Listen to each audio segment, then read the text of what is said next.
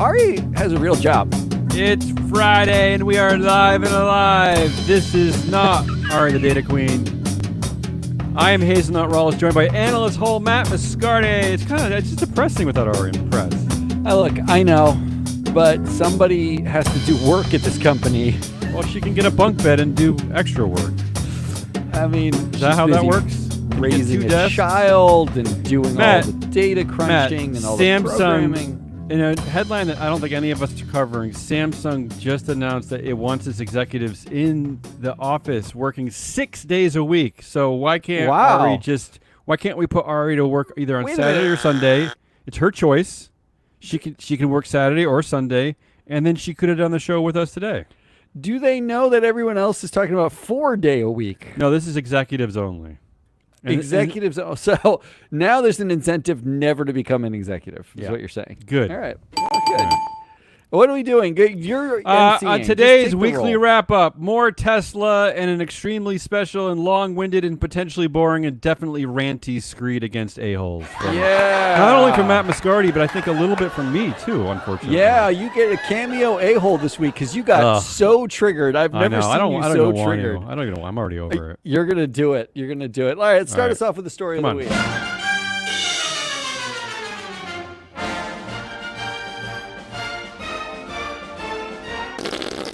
Look, I want to start with an apology. I'm sorry that I'm covering these two companies again, but I honestly, they do seem like the story of the week. I don't know.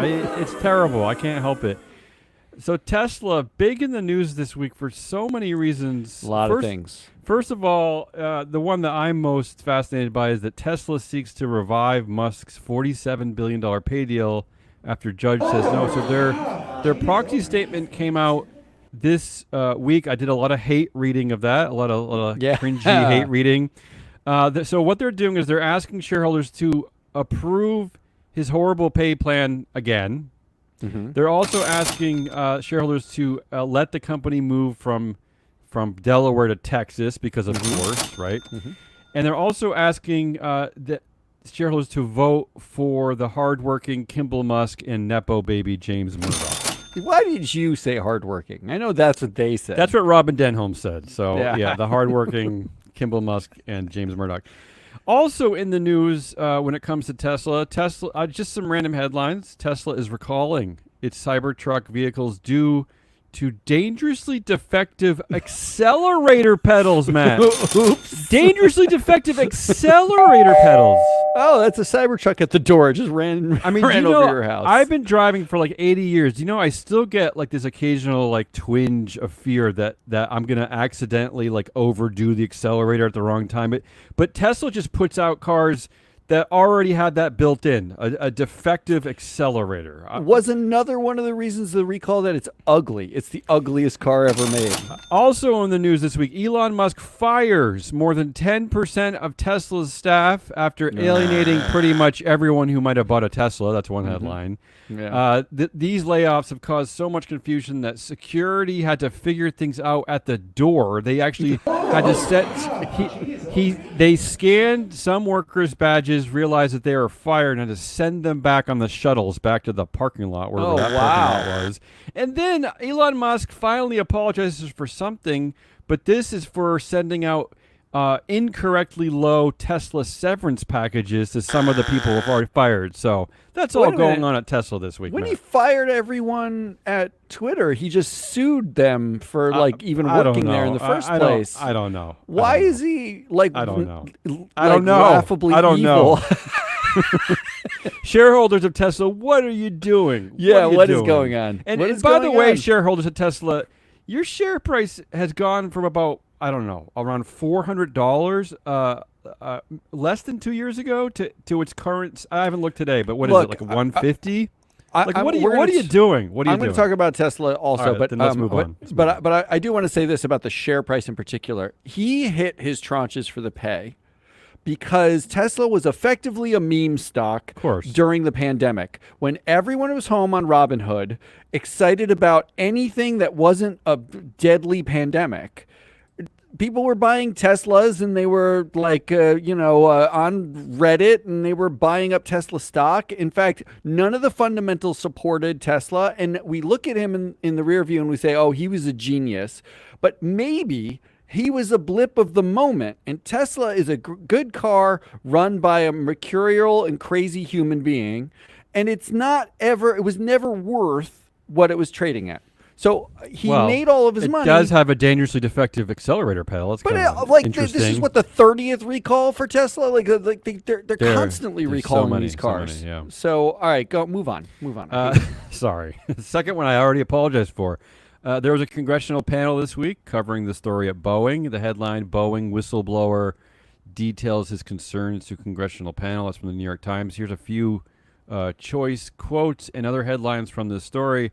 I'm not going to sugarcoat this. This is a criminal cover-up, according to one whistleblower. What a quote.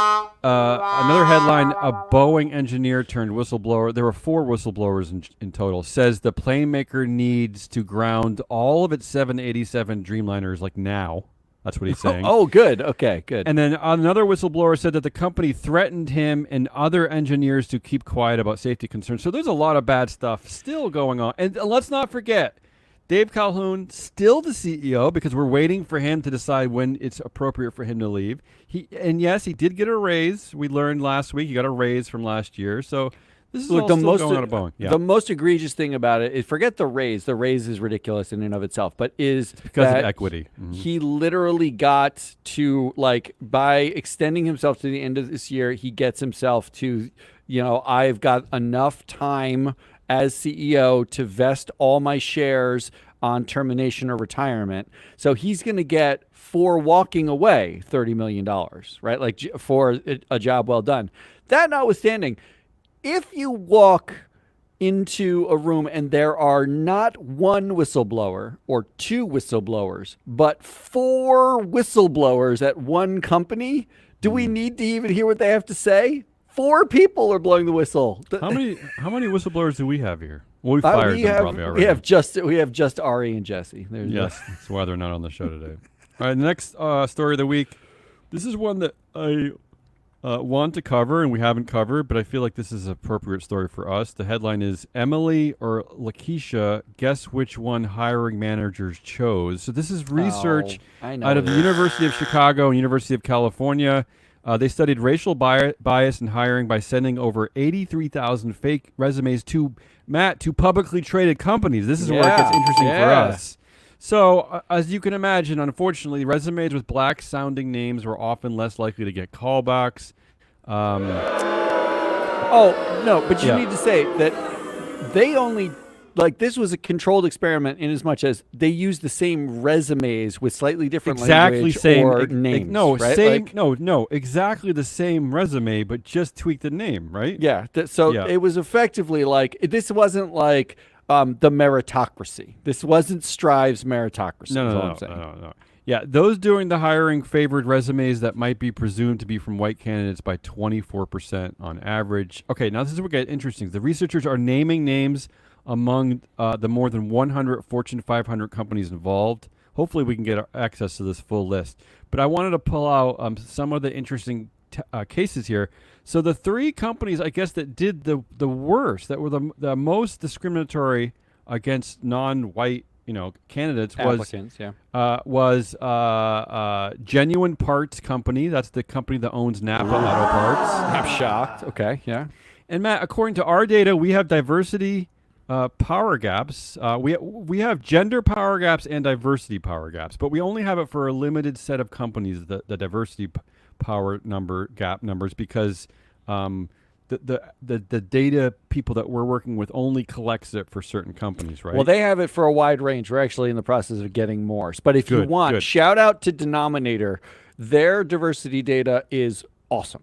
It's great. So this is why this data matters. We're seeing it in effect right now. So at Genuine Parts Company, 21% of the board are diverse, but represent only 11% of board influence, according to our data, which is a telling number. And then another company that did poorly, AutoNation, they only have one lonely guy, one diverse person on the board, and he only has 6% of influence, of course. And then if you actually combine that with the female power gap, 38% of AutoNation is either people of color or women, and they only have 16% of influence. So no surprise. Yeah, not great. And then the other company that did poorly is Costco, the one that I was just talking about this week, Oh. Folksy Yeah, you like Costco, them. right? Yeah. And they only one lonely person of color on the board, just one guy with 9% influence. But here's where it gets even more interesting, because of the companies that did well, they include Avis Budget Group. Now, Really? here's let me tell you about the Avis Budget Group board. No, please do. First of all, this is my new dream board. Matt, the CEO, Joe Ferraro, is not on the board. What? This is my dream, because I've been saying for years, how are CEOs on the board? How is this why? Why are they on the board? Why? Good question. So Avis Budget Group gets that. CEO Joe Ferraro not on the board. Also, Matt, 50% of this board is people of color, half the board, including Where'd they Vice find Chair, all those people? including Vice Chair Jagdeep Pahwa and Compensation Committee Chair Kartik Sarma. So there you go. And finally, the other company that they say does well is Kroger, which also has a high percentage of people of color on the board. 36% of the board is actually diverse, which is pretty. I don't know the numbers. I don't know if you have those numbers, but that's really high. I mean, That's pretty high. Yeah. so yeah. I just think it's like this is like a real life example of another way that you can use some of our influencer data and our power gap data. I'll also say, having nothing to do with Yeah. our data, that I think part of the study showed that the companies that did better tended to have DEI policies, like hiring policies, and their HR had ingrained them more. I think there's actually a link to actually paying attention to diversity, equity, and inclusion.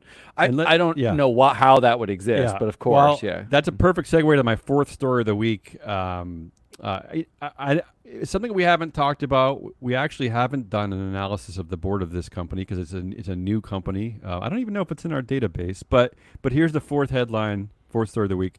Donald Trump's company, yes, he has a publicly traded company now. Yeah, now he does, yeah. Has diversity and inclusion policy while he rages against it. So Wow. they themselves, Matt, Nicely done. they have a DEI policy. Very nice. I had to throw that one in there because that's my. In fact, those are my four Trump, stories. In January, Trump said he would eradicate all DEI policies anywhere in government. Except for the one company, the one publicly traded company that he's involved with. Just in case you need it, the language around that DEI policy includes things like we believe that this is important, and we consider all DEI as they should when filling any position on the board or for all employees. So yeah. I mean, really, I'm actually thinking like in the history of our country that's something that should have started happening officially in 1863, maybe 1864, that's so cute that you think that. 1865, around there. That's when this debate should have been over. I'm just saying. All right, so there are legally four speaking, stories. those are my four stories. It's Tesla's stuff. It's Boeing's multi-whistleblower congressional hearing. It is Emily or Lakeisha, and it is Trump's company has diversity. So this is all on you. Inclusion There's policy. you're the vote. Well, no, you got to channel Ari. You channel Ari, and then you channel come yourself. On. Do I want to channel Ari? I don't care. Okay, fine. Well, as Ari would say, I'm voting first. Yeah, Ari. I think Ari would just go for Tesla. There's too much going on there. You know, I don't want to. Okay, I don't. Good. Then have a tie. I want to do Emily or Lakeisha. That's what I'm going to go with. Tell me why, so I can break the tie. I mean, look, so you can break it. You have a justification. I want to know your choose what reasoning. I'm I want to know saying. your reasoning. Look, these studies have happened ad nauseum. There was a study about applicants to Juilliard and music schools when they remove the gender from the application.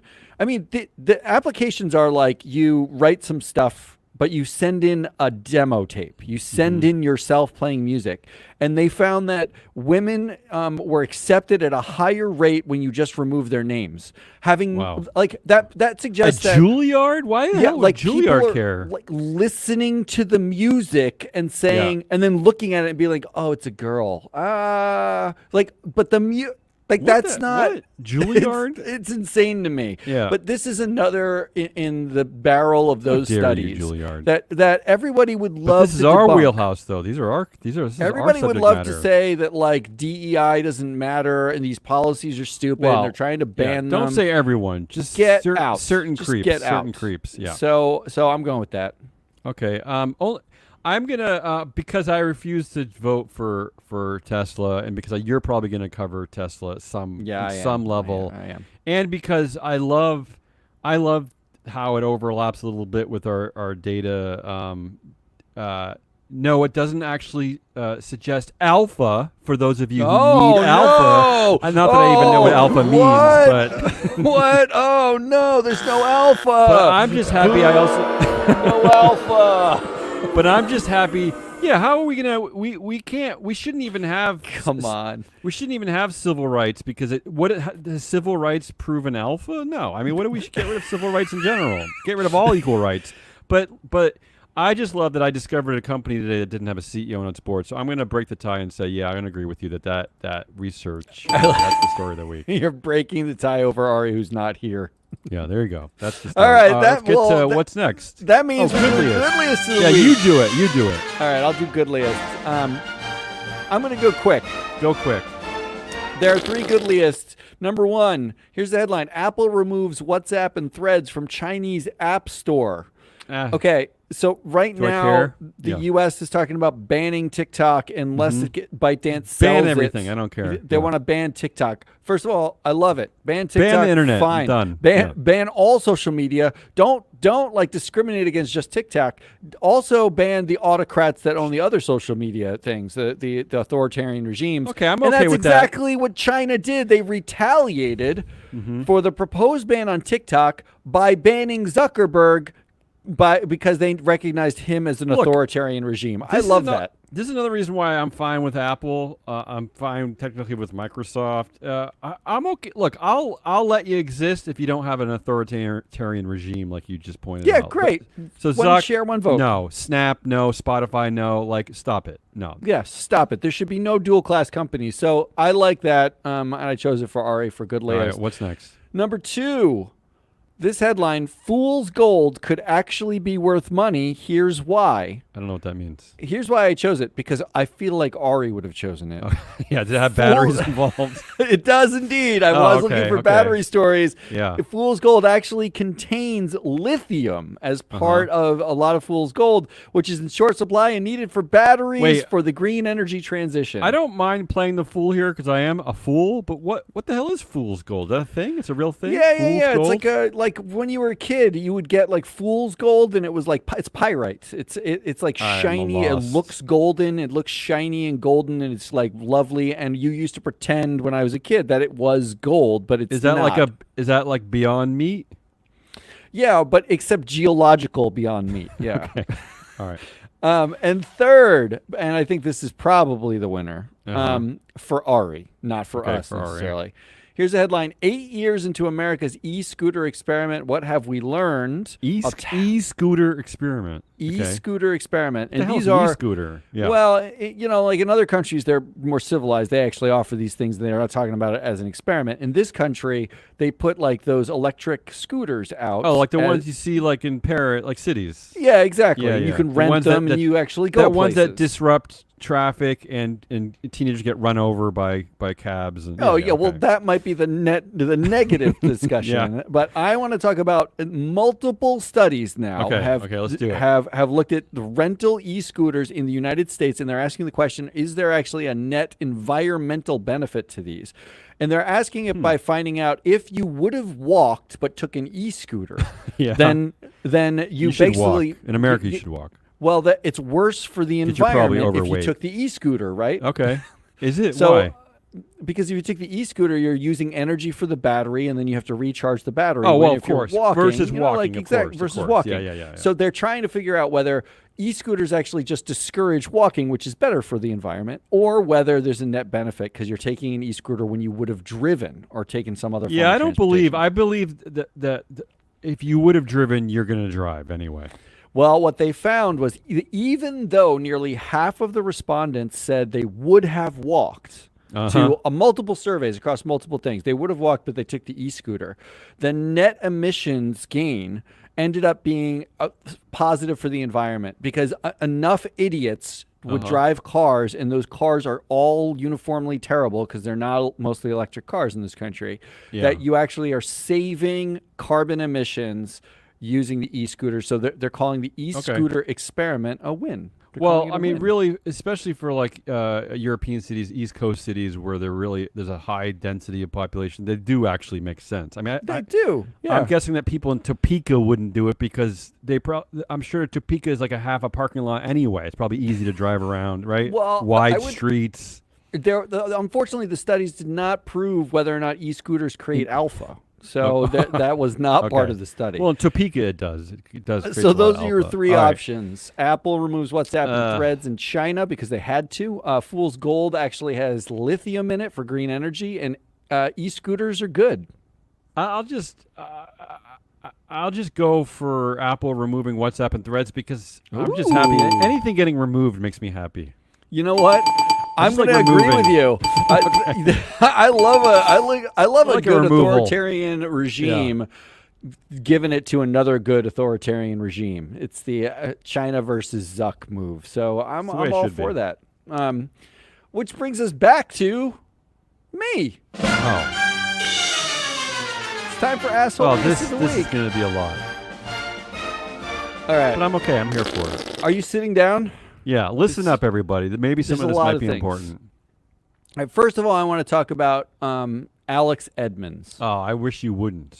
Yeah, so does everybody. Yeah. All right, look, I have to preface this. This is a lot like Bill Bowie, who, if you listen to the show, you know who that is. This is worse. This is worse. So Alex Edmonds is a professor. I actually respect a lot of his work. It's very good work. He does great work. He's an interesting dude. He's a professor of finance at the London Business School. Debatable. Most of his career has been devoted to the intersection of ESG, sustainability, and finance. But like everybody in finance, he's always asking, does this help performance? Like, is this a performance benefit to a company, right? Like, very male question. It's everyone keeps it. Very short-sighted, very male, very question. Very earth-hating. It's very, I saw that commercial on Fox News at 2 a.m. We can help performance. But he wrote a bunch of papers trying to pin down those performance links with ESG. And what he saw when he was looking at other people's papers was a fair amount of flimsy research. Now, I'll say this. Most of the papers he's talking about are not purely academic papers. It's papers that are like McKinsey. McKinsey's job is to drum up business for McKinsey. They're not an academic research powerhouse. That's not what they do. They're not publishing in journals like that are peer reviewed. Yeah. They're I would doing something else. already quibble with the premise anyway, because since this is a new field, a lot of what we cover in ESG is very new. Like I remember trying to write papers about female CEOs, but there have been none. Yeah, so it's hard. So it's a sample hard. Of 4. Yeah. The N is 7. There hasn't been a track record. So I know Alex would come at me and say this isn't like academically rigorous, but it's like, hey, we're starting something new here. Like, grow up, okay? Like, don't attack. It's just I think it's I quibble with the idea of attacking it in the first place. But go ahead, you keep going. Well, this is where it fell off the rails for me and why I nominated him over time I followed him on LinkedIn. I'm agreeing. He is an a-hole. Yes. Over time, I followed him on LinkedIn. I liked a lot of his posts, and then he started posting more and more, where he would pull out these studies, particularly around DEI, and point out how flawed they were, and would use the hashtag may contain lies. That's what was the hashtag. See, this is the rhetoric I hate. Yeah. And he released a book now called May Contain Lies, where he goes through all of the things. So I asked my wife, who's a surgeon and a researcher. She does research for a living, like medical research. She invents stuff, peer-reviewed publications, does all that stuff. She's been doing it for years. And I said, is it normal for an academic not to debunk the study by doing their own study or trying to recreate the study? Because that's not sexy. That's not interesting. Is it normal for an academic to take to a blog or LinkedIn or go on webinars and be like, that study sucks. here's all the reasons why may contain lies, and then write a book about it. No, and it's only normal if you need to be famous and you have a big ego. That's what she said. And you're a narcissist. She said, if you're a narcissist, that's what you do. If because he's not, already it's fucking terrible. He's already jumped the shark because just by using that rhetoric, may contain lies. That's clearly not what these researchers are doing. Just because he's finding faults in their methodology, that's one thing. But we're already now accusing them as being liars. Yeah, now they're all liars. Yeah, they're all liars. Give me a break. The give me liars a break, Alex. include people we know and have worked with. The great Rick Marshall, who Rick's worked a liar. With us. Yeah, I've worked with Rick. I know Rick. I've hung out with Rick. Rick is not a liar. He doesn't even know how to lie. Come on, Alex. It's so lazy and stupid and male of you. It's so boring. You're boring, Alex. So You're it culminates. It culminates at the pinnacle of this. Yeah. In the last week, and the reason why he would be this week's asshole. Yeah. He did a webinar. Unfortunately, I saw this. Unfortunately, with Strive Asset Management. It's terrible. Which is Vivek Ramaswamy. If you don't know who Strive is, it's Vivek Ramaswamy's pet asset management company. He founded it on the premise that there's too much DEI. It needs to be eradicated. We need to move to meritocracy. It felt like angry men incel. It felt very angry. There was something really off about it. Really uncomfortable. The data shows that Strive votes 2-1 against female directors on boards. There you go. And it's not supported by their performance. We have the performance metrics that we can show. The women don't underperform. In fact, talk about not having alpha. They don't even try to evaluate the performance of these directors. They don't even attempt it. They basically are looking at it and saying, are you a woman? We're voting against you. You could see it in the record, right? Like, you don't have to take my word for it. Just, we downloaded every vote that they've done, and we can see the number of times you vote. And at some point, it becomes statistically, it's not a statistical anomaly when you're just voting against women. Yeah, and this is why we said long ago that the war on ESG is a war against women, and the war on DEI is a war against black people. It's that simple. It's that pretty easy. simple.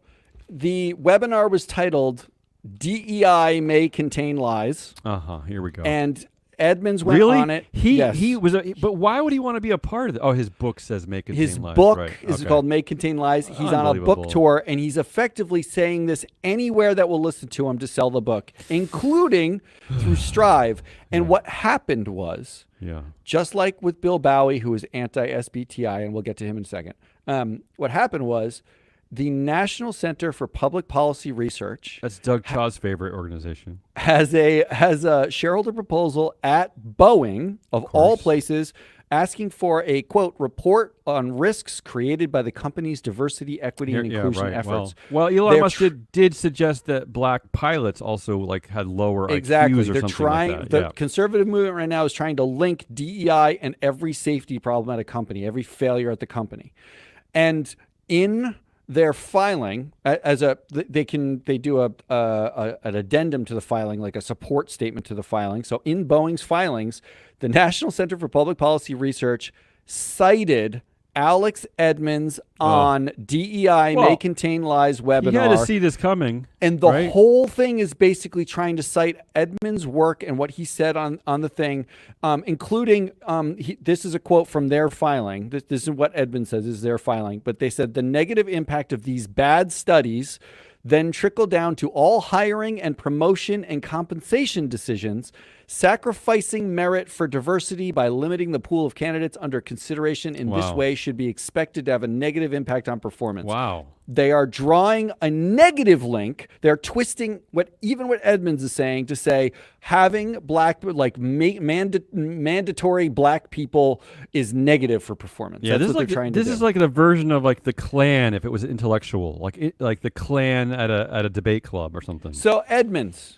Yeah, I know you listen to the show religiously. That's the Ku Klux Klan. If anyone is confused by my joke, I respect your work, but shut the fuck up. Right? No, I don't respect any of this. No, I don't care if you want to study a link between DEI and performance, and you find that it's not there in your study. Fine. Trashing other studies because you don't like their methodology, Or not because doing you- it through academic rigor, just doing it because on LinkedIn because you and Or calling because everyone else a liar. Yeah, or because it gives you a bigger publishing contract, whatever it is that you need out of life. It's And then just- doing stuff like he wrote this paper called Rational Sustainability, where he's like trying to be like, I know how real ESG gets done. Like, okay, fuckface. I actually collected the data points for 15 years. Yeah. What did you do? You're telling me everybody else's paper sucks. But he put out this paper where there were 43 citations in the paper. 20 of them were himself. He Well, cited himself 20 times. I tell you, I Get probably over yourself. I'm probably the reverse discrimination. Like in that research about the resumes, I'd be like the reverse of that. Like if I got a book or research that had that on it and I didn't know if it was a man or a woman, I would assume it's a man and just rip it up. So maybe Alex is right. Maybe Alex. is right. So Alex, and he doesn't respond. Do we to me need on more? LinkedIn anymore? Do we no, need we more? don't. We don't need. Alex. You will need more. Yeah. No, I'm saying that, can we just vote now for? No. Asshole of the Week? There's a lot more. There's a lot more. That's a good one though. That's a good one. I want to cede the floor now for number 2 to you because you have a problem with a different single academic individual. Yeah, I don't really like. I'm not super prepared for this. Although I did attempt like just say your piece. I jotted out some ranty things about this when I saw it. So the Yale the Lester Crown Professor in Management Practice and founder and president of the Yale Chief Executive Leadership Institute. What a lot of titles. This guy, Jeffrey Sonnenfeld, he's a professor. Yeah, I know I don't Jeff. know. Speaking of guys who basically he sounds like Alex Edmonds. He needs to say crazy things in order to get famous, to feed his narcissism and to get rich, I guess. But here's what triggered me this week, and it really triggered me. He had an article called Norfolk Southern is getting back on track, but activist investor Ankura is trying to derail it in a vicious proxy fight. So he's already doing Alex Edmonds bullshit right there. First of all, he's making a derail joke right in the headline. I know. He's mocking a situation where the Norfolk Southern tried to derail in East Palestine, Ohio, and basically destroyed the community. No. Yeah, but it was worth the pun. To his point, no, I don't think it directly killed anyone, but it was and still is devastating in that community. It will be for decades. So thanks for the derail pun. And by the way, Jeffrey Sonnenfeld, you repeated the derail joke 2 more times in the article because you're an idiot and you're a stooge. And I'm not sorry, but you suck for this. And this other thing I hate is this very unacademic way of framing an argument by saying, calling it a vicious proxy fight. Like, what is this? That's an academic tone. He's calling the proxy fight vicious, Matt. Why? What is vicious about it? Here's the interesting but part why about were this. you leading? Why is an academic at Yale? Why is he using such leading bullshit language? It makes me crazy. No, but here's the question that I would ask. Why are you writing about this at all? Well, I don't know. So we do this research for a living. We don't take a stake. We don't know any of the people. We're just trying to I don't get it. But he did like, he did the same thing at Boeing. He immediately jumped up to support Dave Calhoun before he was fired, or to say that like, hey, give this guy a break. He's working hard. He's laser focused. Sonnenfeld, you're focused. I'm sorry, Sonnenfeld. You're crazy to me. You're a weird. Like I hope you're getting paid by these companies. But I wish you disclosed that because I don't really get you. So I'm gonna outline a few things that really drove me crazy. First of all, I also want to say for anybody who is listening to this that please tell us Jeffrey and have Jeffrey call me. Have him come on the show. What Damien was even more agitated earlier this week. I just hate this. Is like stuff. the low level of agitation. I hate that they get away with this. I hate that we go to meetings and people want alpha, and this guy gets to trot out this tired nonsense with no no. He did alpha. say Alan Shaw, the CEO of Norfolk Southern, is turning around the organization. Okay, so he's turning basically this is like a 25,000 word article in Fortune, basically saying like Alan Shaw is the greatest. This is the CEO. It does. It says a lot. So I'm just going to highlight some of the things that triggered me. First of all, he does these like sloppy things, which I don't expect from a researcher. Maybe I expect it from me because I'm not an academic. But he says things like he accuses Ankura of attacking the CEO in deeply personal terms. These are Okay. These are Jeffrey's words. These are Jeffrey's words. Deeply personal terms. I read every document. They Well, didn't say anything about their kids. And this is what drives me crazy, and that they would teach no student at Yale, let alone at high school, where my kids go, right? But he backs up this assertion, Matt. He backs up his calling it a deeply personal attack by creating a single link, a hyperlink to a 58-page investor case used by Anchor against Norfolk Southern. So he doesn't even pinpoint where the personal attack is. And I read the 58-page case. Good news. We've read There it. is not a single personal attack against the CEO. Correct. Yeah. So it just says he's not already good at I'm his crazy. job. Already I'm crazy. He then goes on. He has another. This got me down a rabbit hole of Jeffrey Sonnenfeld. I found another instance where he mansplains and white-splains to former Harvard CEO Claudine Gay, but he says that because he says that in her own published statement that she referenced racial bias as a factor, but he actually said that she's wrong because he cited 86% of people who attended some conference he was at who's saying that there was no racial bias involved. Oh, So he said that's his proof. Some conference. That's his proof to shut up Claudine Gay, the former president of Harvard, because his buddies say there's no racial bias. So hey, black woman, shut up. My friends say there was no racial bias. I'm already going crazy here. But let me just do a few other things that point out a few other things that made me crazy. He does a lot of dumb jokes. He says that. He says that puns. CEO Alan Shaw can proudly sing the old folk song, "I've been working on the railroad all the livelong day." Again, he has multiple derail jokes. He also accuses he accuses Anchor of being vicious. He says that they're doing they're part of a great train robbery. He was referencing an old movie. He's calling them assailants. And then he called them struggling. He called them that they're profiting off other people's misery. That they're wildly. I'm using all his words. That they're wildly flinging charges.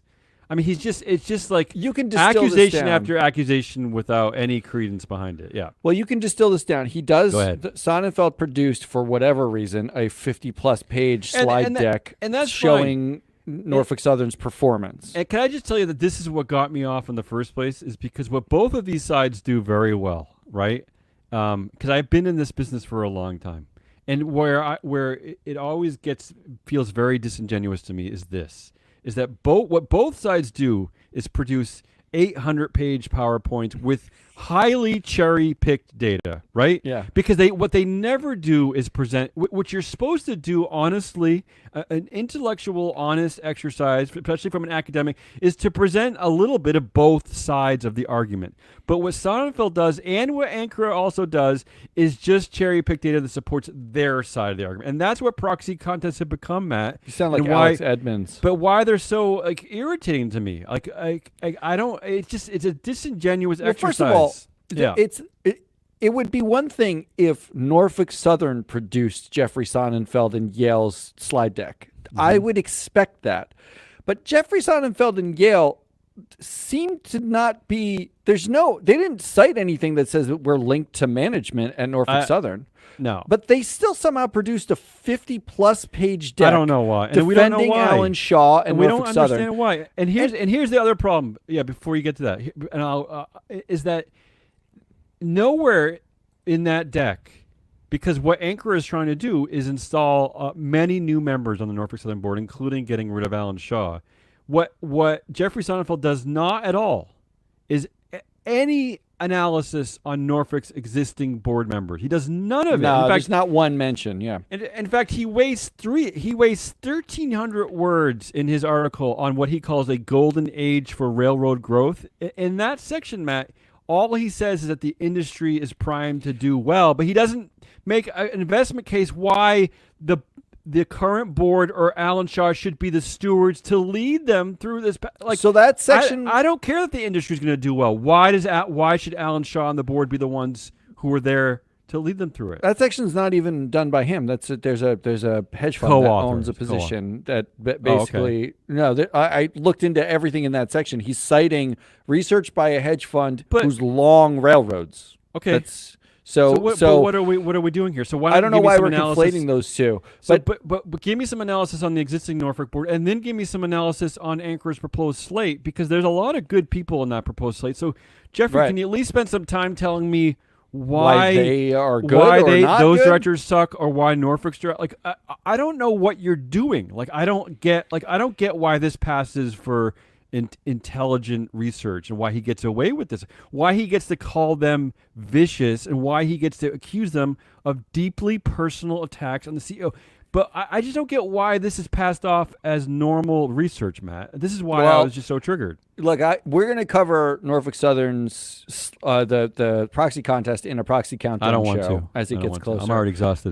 But I do know that Sonnenfeld basically his backing, the research that he did, focuses on how Alan Shaw, who's been CEO for 1.5 to 2 years, is turning around the company since he's been CEO. Now, what it doesn't say is any context before that Alan Shaw has been with the company since 1994, that he was president before becoming CEO. He's done operations, including safety and compliance and ops for Norfolk Southern prior to this, that they had 112% increase in safety, accidents during his tenure as president, as doing intermodal ops, all these things. And that if Norfolk Southern didn't turn it around since the East Palestine derailment, isn't that exactly when they would turn it around? It's like Dave Calhoun. It's like Dave Calhoun being laser focused on safety now. Yeah, exactly. And again, laser focused. David Calhoun, laser focused. Those are Jeffrey Sonnenfeld's words. Those are his words. So they're doing a great job. After the biggest train disaster ever? Let me point out two more things, because this will be the last time I'll ever talk about this. I want to point out two more things he says that makes me feel that just triggers me. This is his quote: "Anchor's attacks over how Shaw handled, first of all, attacks. I just don't get this. This is like an 8th grade debate club. I mean, I'm sorry, but this it's not. No, it sounds political. It sounds like politics. Yeah, it's manipulative language, Mr. Sonnenfeld. You're manipulating this argument with this kind of bullshit language. Okay, he says Anchor's attacks over over how Shaw handled East Palestine landed with a thud. Again, no evidence to support this.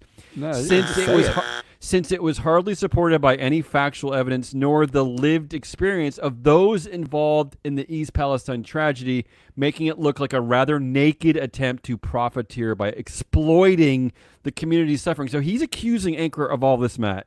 And yet, in the same week, so Norfolk Southern this month, Matt, has already agreed to settle a class action lawsuit for $600 million for the people of East Palestine. But there is already a reporting now that there are several people several victims of this crash in East Palestine who don't want to sign off on this, because if they sign off on it, they can't go after Norfolk Southern ever again. Right. One woman says, quote, "My health has been a huge factor. I've tested positive for vinyl chloride. Every lymph node in my body is inflamed, and my home still reeks of chemicals." So she doesn't want to sign off on this because she doesn't know the future of her health condition. And Jeffrey Sonnenfeld is saying that Anchor is not actually supporting the factual evidence nor the lived experience of those involved in the East Palestine tragedy, while these other articles are coming out. So this guy is like the worst. I'm sorry, but this is the everything worst you're research. saying is just landing with a thud. That's all I'm saying. And the last thing I'll leave you with this is he does some Tucker Carlson arguing, which I hate. I love that. Here's his only analysis, his only mention of an Anchor slate, of an Anchor proposed nominee. He says, given the escalating unreasonableness of Anchor's demands, perhaps it is not coincidental that even one of Anchor's own director nominees has wisely withdrawn her name from consideration. Yeah. With perhaps more to follow. Okay, Matt, double so perhaps. He doesn't actually know why. Yeah. The only statement she came out with was that she's busy with other things, which is why every director retires from anything. And he's doing the Tucker Carlson by saying, like, she's stepping down. She's stepping down because Ankara is full of shit. I mean, come on, Sonnenfeld. It's possible. This is horse shit. This is such horse shit. I get it. I'm done. I'm done. Meanwhile, he didn't even mention once that Christopher Jones, who went from having no safety experience to getting a doctorate in safety experience, he didn't even mention is on the board now. He didn't mention that once. He didn't analyze the board at all. He spent nothing, no time. So now I have another 15 minutes of asshole. Are you ready? Because we got to talk. Try to go quickly. I'm going to try to go quickly, but we have to talk about asshole number 3. This is only number 3. Oh my god! And it's Robin Denholm. What's wrong with us? I'll tell you what's wrong with us. You know what's wrong with us is that because we're the only media outlet that does this. We're the only people that focus on directors, on CEOs, on chairs. We're the only ones who call out Jeffrey Sonnenfeld's bullshit. So we feel like we have to go on because there's no other representation of this point of view. I mean, that's my perspective. I don't think of it much as a point of view. We're just. Robin Denholm, evidence here. The chair of Tesla, Robin Denholm, gets to come out and say in her proxy statement that Elon Musk has not been paid. She gets to say this. I know she does. So we have. I feel like we have to fire back at these people. But here is why I'm choosing Robin Denholm. Well, first of all, there's obvious reasons to choose the chair of the board of Tesla. Robin Denholm is the chair of the board of Tesla. Go to the proxy and read her words. So terrible. Let me. I'm going to just do a side-by-side comparison. Elon fired 10% or more than 10% of Tesla. And a named executive officer. He did it via email and a memo. Mm-hmm. Here's what Elon wrote. Over the years, we have grown rapidly with multiple factories scaling around the globe. With this rapid growth, there has been a duplication of roles and job functions in certain areas. Mm-hmm. In the proxy, here's what Robin Denholm wrote. The proxy not related to Elon. This is independent chair Robin Denholm writing in a proxy statement in a filing. The board and Elon that's not like this. Okay, so this is what Robin wrote. Over the years, we have grown rapidly with multiple factories scaling around the globe. With this rapid growth, there has been a duplication of roles and job functions in certain areas. It's word for word. Yeah. It is Elon. It is extremely important to look at every aspect of the company for cost reductions and increasing productivity. Robin, it is extremely important to look at every aspect of our business for cost reductions and increasing productivity. Oh God. The letter supporting the firing by Robin Denholm is a copy of the letter that looks like Elon scrawled it on a napkin and sent it to his entire staff. And this is in the letter to shareholders. Begging them to not only pay Elon Musk billions of dollars to go against the Delaware Chancery, but also to re-elect his brother to the board and to follow his petulant wishes to move the company's incorporation to Texas because he's bummed out and pissed off at So let's go to the move. Let's go to the move in Texas. This is the independent chair. Doing this. Well, first, Elon on January 30th, the same day the decision came down from the Delaware Court of Chancery rescinding Musk's pay package from 2018. Musk puts out an X poll or Twitter poll: should Tesla change its state of incorporation to Texas, home of its physical headquarters? On February 1st. After 80% of his followers said sure. His followers on Twitter, right? Yeah. On Twitter. He said the public vote is unequivocally in favor of Texas. Tesla will move immediately to hold a shareholder vote to transfer state of incorporation to Texas. Which really is not even his call. I mean, he doesn't run the board. I mean, that is Musk writing. Yeah, like this is what he irritates owns me. the company like it's a private company. Right? Well, but this is how Tesla operates, right? This is how its board operates. They don't operate for the benefit of the shareholders. They operate for the benefit of Mr. Musk. But the proxy comes out this week. Yeah. Okay. So Robin has to write at the time they have to be like, oh, well, this is actually us. So Robin has to write. This is what Robin writes in the proxy that came out this week. Notwithstanding these communications, meaning Musk's tweets, re-domestication is a board decision, not a decision for a chief executive officer. She says that, right? And she says on February 4th, this is 3 days after Musk says we're moving, the board met to discuss these issues, among others, including the multi-year history of company discussions regarding potential re-domestication. So multi-year discussion. Now she's referring to discussions about moving that have never been aired publicly in any other proxy or 8K or whatever. In order to evaluate whether to re-domesticate Tesla, the board formed a special committee, which ultimately was comprised of Kathleen Wilson Thompson. Yeah, because she's probably the only version of some independence they could find on the board. No, she's first the board, the actual committee. And first of all, we're calling one person a committee. Like, is that actually a thing? She's the only person of color on the board. She's been a director since 2018. But she and Joe Gebbia, were chosen for the committee.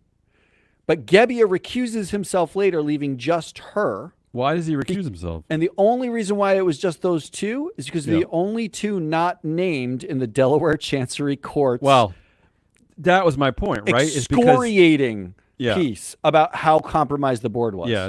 Well, that was my point, right? Is that they had to find the one person who maybe they could pretend was independendent. That said, Kathleen Wilson Thompson was actually on the board of Vulcan Materials with Elaine Chao, who's Mitch McConnell's wife, who sat on News Corp with James Murdoch. So she is directly connected to the board anyway. So there's already a connection. Doesn't make a difference.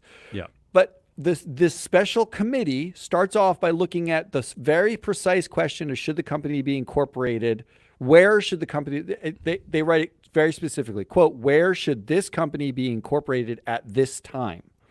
Then there's like 3 pages about how they got it down to Delaware versus Texas, like it was some sort of process. Like it wasn't Musk saying we're going to Texas.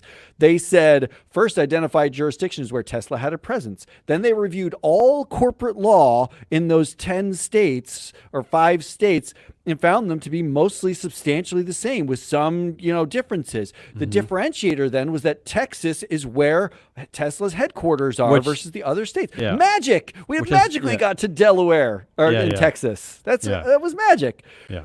Then they recommend Texas because they have further discussions, and Gebbia steps off the committee at this point because they changed the committee's remit from just where should the company be to include we want to re-ratify Musk's pay. That became part of the committee's purview? Of this special committee's purview. Should we put this to the shareholders to re-ratify the pay? At which point, Gebbia steps down, and here's a quote from the proxy, if you're reading closely. Yeah. He stepped off the committee because, quote, out of an abundance of caution because of the potential for unfair attacks based on perceived conflicts of interest. Unfair attacks, yeah. Gebbia steps down because he's worried that people will think he is compromised, which Jeffrey Sonnenfeld might call him vicious. Step down if you're not compromised, obviously, right? Like if a little bit of digging will reveal that you're not compromised, you don't step down. But he basically didn't want to get attacked for it. They then go on to do both things. If you didn't want to get attacked, maybe you shouldn't be on the Tesla board in the first place. Denholm goes on to, as you said, vie for support for Kimball Musk and James Murdoch, who are, quote, hardworking and dedicated directors.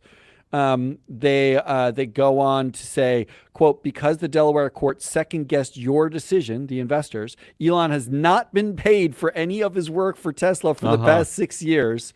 I can't believe she even gets to say that. Yeah. Really? Does he have to give Twitter back? Because that's that money. He cashed out his Tesla shares to that's buy that Twitter. money. Like, what do you mean he has not been paid? Well, this is the ongoing obfuscation and bullshit of CEO pay, right? Is that they find millions of different ways to make false statements, right? I mean, so now somehow his equity is not pay, right? It's all I know is that this is the ultimate gaslight. The entire proxy statement is a gaslight.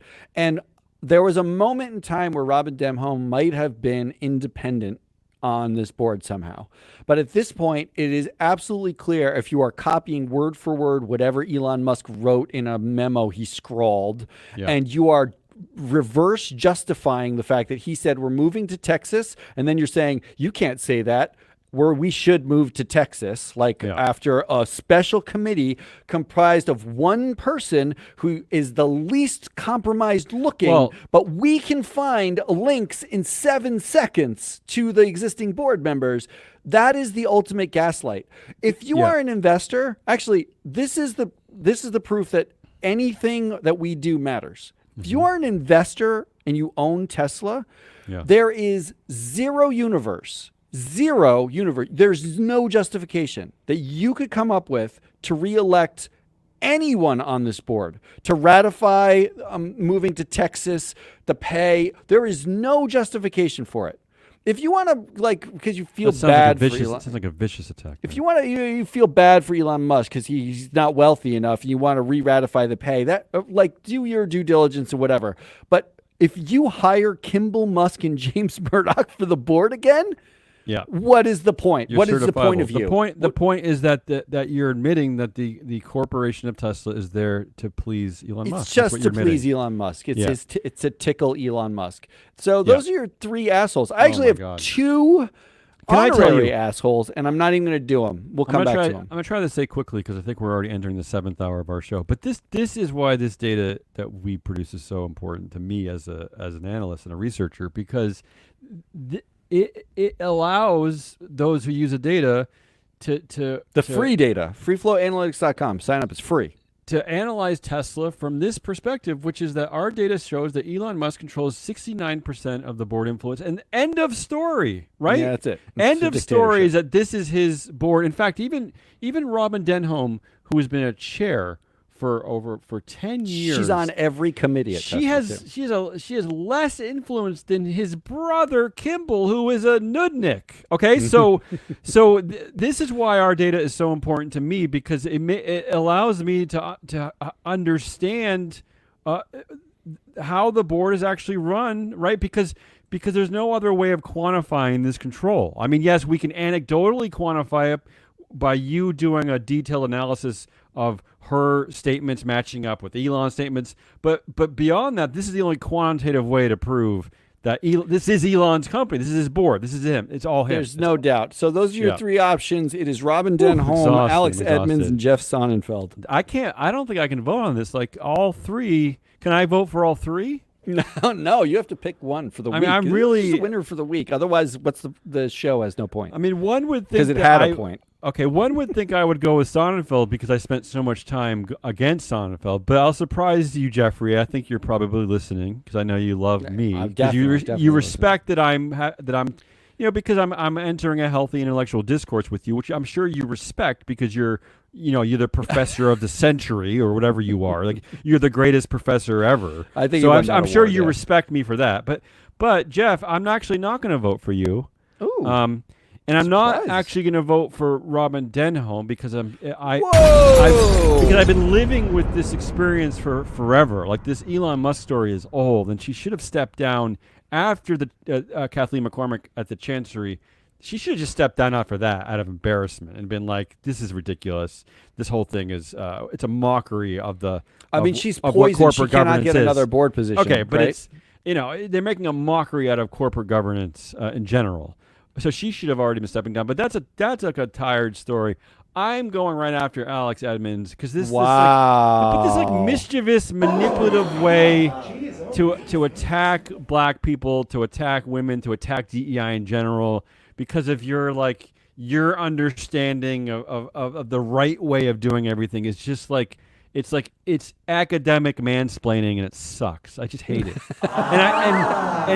And really, you should go home and think about that. Strive in the national policy using your words against. That's it to me. Yeah. I mean, do you realize what you're contributing to? I mean, this is important stuff, Alex. This is not about your perceived, academic integrity or the integrity of paper writing.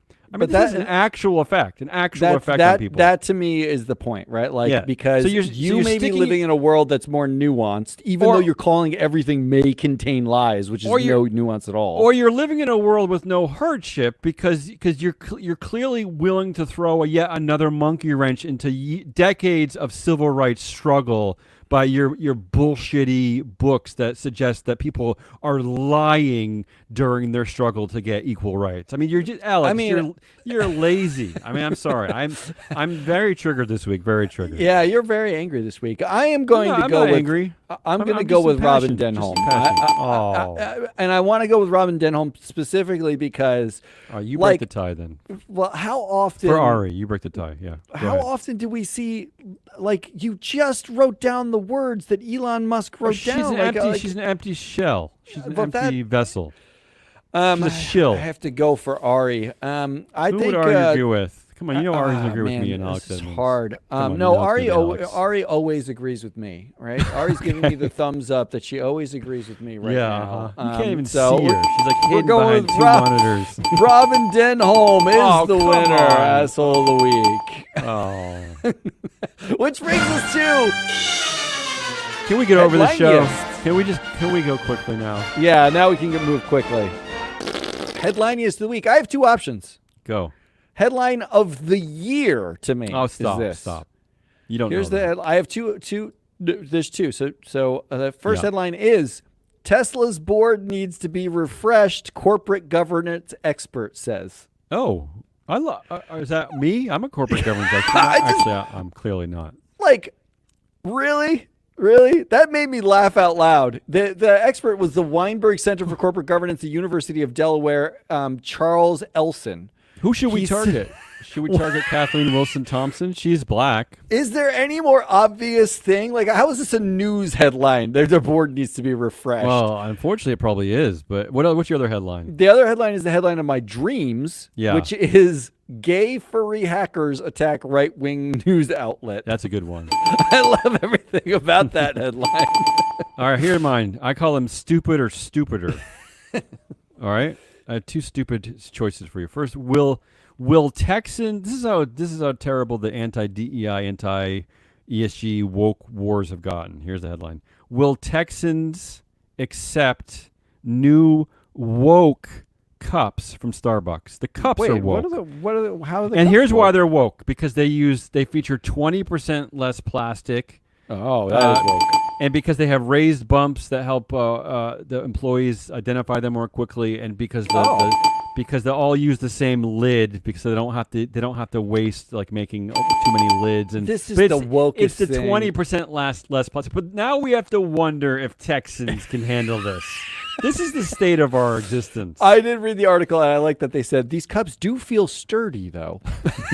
My other the stupider, here's another headline. This is from The Guardian. And speaking of our favorite, Nelson Peltz, it's good to see another Peltz member back in the news. I don't want to ever stop talking about the Peltz. I know, family. he'll talk about him forever. How about this headline from The Guardian? Nicola Peltz Beckham, a billionaire's daughter. She's Nelson Peltz's daughter, Nicola Peltz Beckham. Yeah. She made a movie about abject poverty. It's as bad as you think. That's the headline. Aww. So she's doing what they're calling poverty porn. It's a nepo baby making a movie about poor people, and you'd expect that from Nelson Peltz. This triggered you too. All right. Ari chose two headlines also, Oh God. but they are very fast. Here are the headlines. First up, Wendy's will offer free fries every Friday through the end of the year. Do you have to buy something first? Just free fries? I have no idea. I just read the headline. All right, what else? And number two is McDonald's new marketing, billboards that smell like it's French fries. That's the winner for me. I'm picking that one. First of all, I think Ari's hungry. The money that they're probably saving by like removing ESG and DEI language from their proxy statements, maybe they they're can spend spending on spraying fry spray. That's my pick. All right, let's move on.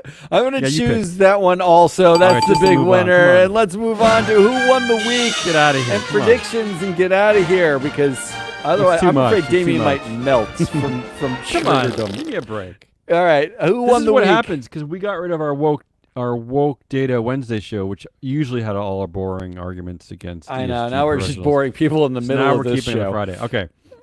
My winner is very cynical this week. I'm kind of ashamed to say this. I'm shocked.